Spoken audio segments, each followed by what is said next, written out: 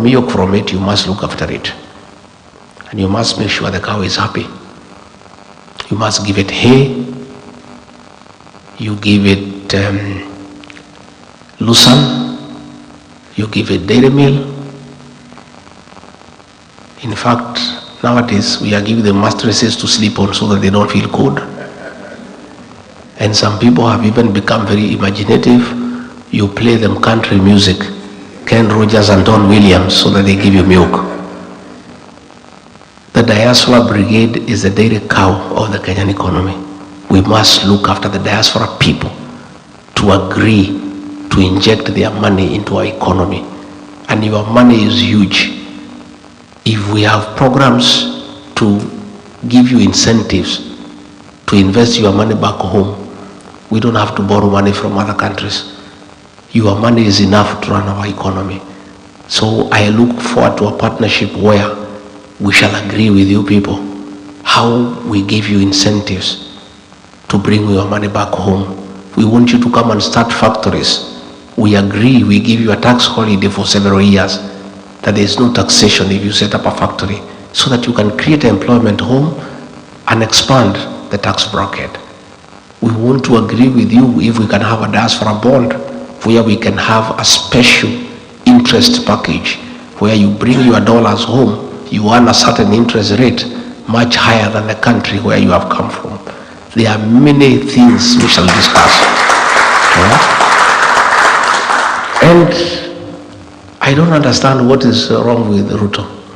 When we need your money, when I'm here, I think early in the week, the central bank issued a circular that they want to go to homes where you send money and talk to your mothers and your uncles and your brothers to find out how much money you send them. You know, you guys have already paid tax and you are helping your mother because the hospitals are not working. You are helping your brothers because the education system has failed. Yet the president now is asking central bank to go to homes and to get data on the money that you send home. Tell your mothers and your fathers and your brothers that that is illegal. They should not divulge any information to anybody. If William Ruto wants to know how much money you send home, he should come here and talk to you.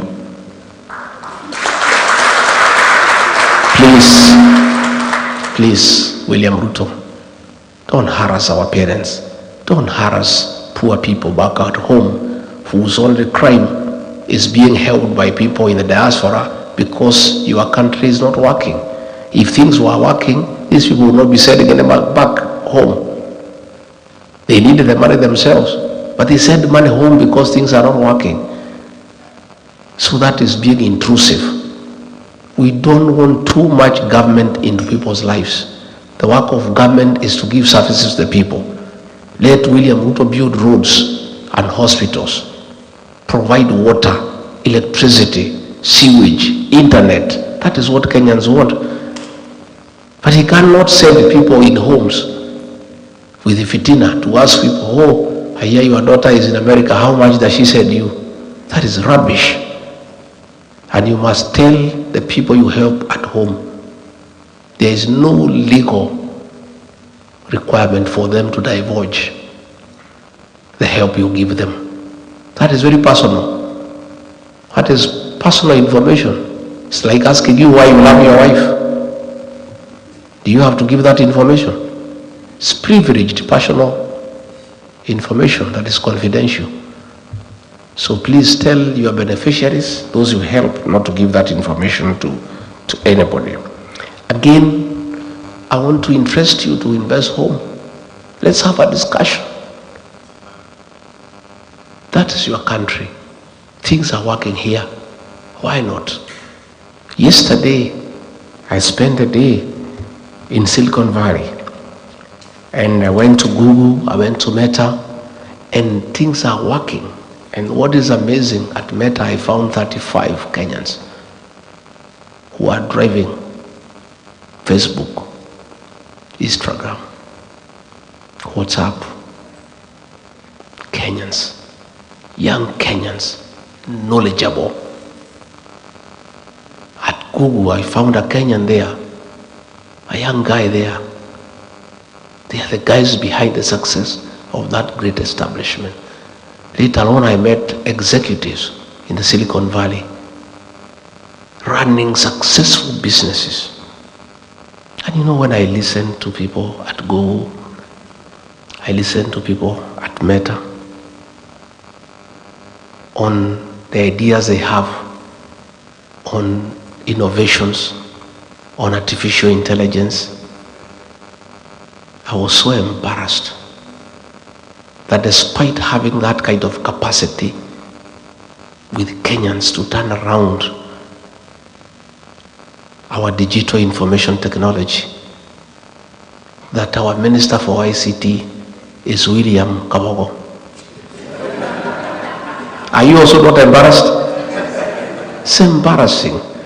A guy who knows nothing about IT. He has no idea whatsoever. Yet we have Kenyans who are driving mega corporations in matters innovation here in the United States and all over the world. These are the Kenyans that I seek to partner with when we form government to transform our country.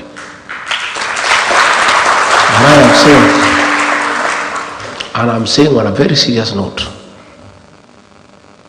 you guys have demonstrated capacity to succeed in a foreign land. I want you to help us transform our country like the way you have done it here in the United States. All we need to do is to give you the opportunity. And you have a proven track record of success. Our embassies here abroad, we must ask you guys to help us run them.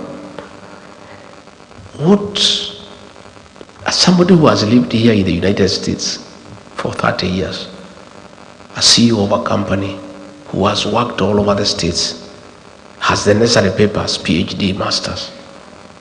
That is somebody you can give the embassy in Washington to learn. And that person knows everything. They know what Kenyans want, what challenges they are facing. They know these Americans, for them to attract them to invest at home, what they want, how to handle them, because they have been here with them. You go to Kenya, an ambassador is appointed for 4 years. You get a politician, you appoint him ambassador to Washington. The first 1 year he comes is to look for a house, run and learn to know the streets and to know his way around here, and look for a school for his children. 1 year is gone. The second year he is trying to make friends with the Americans and the Kenyan people. A year is gone. The third year is to sit down to say, now that I know friends and networking, what can we do? He spends the whole year to do the plan.